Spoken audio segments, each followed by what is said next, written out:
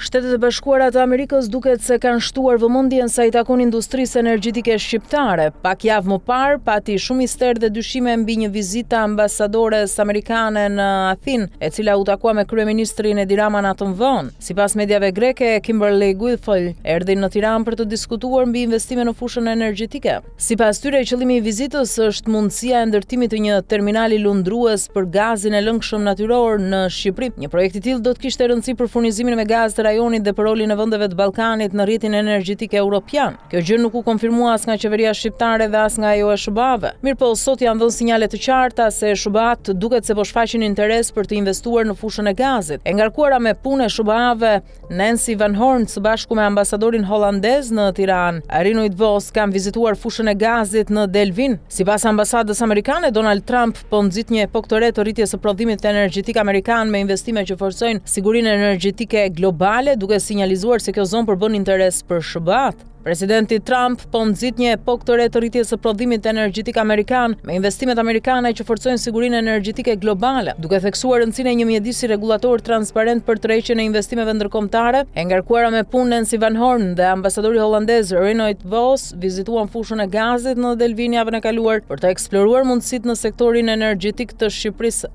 thekson ambasada amerikane. Ndërkohë, pak kohë më parë, Delvina Gaz doli në vëmendjen e medias dhe opinionit publik pas një operacioni të gjerë të Inspektoratit të Mbrojtjes së Territorit dhe Policisë së Shtetit, i cili ka zbuluar aktivitete të palishme në këtë vendburim. Një nga aktorët kryesor të këtij skandali ishte Sokol Meqemeja. Ai ka përfituar nga ky vendburim që nga viti 2016 pasi mori të drejtat e një marrëveshje hidrokarbure të mbajtur nga kompania Transatlantic Albania. Meqemeja ka ndërtuar një termocentral brenda teritorit të kontratës hidrokarbure, por përpjekjet e tij për të mohuar ekzistencën e tij ka ngritur dyshime të forta. Ai ka shpallur se në atë territor ka vetëm një implant pastrimi gazi, por kjo deklaratë është në kundërshtim me faktet. TEC është një njësi që prodhon energji elektrike përmes djegjes së gazit, për të cilin Meqemeja nuk ka leje dhe që është ndërtuar pa autorizim. Siç duket shumë shpejt ai do të dalë jashtë loje sepse me gjaz do të futen fort amerikanët.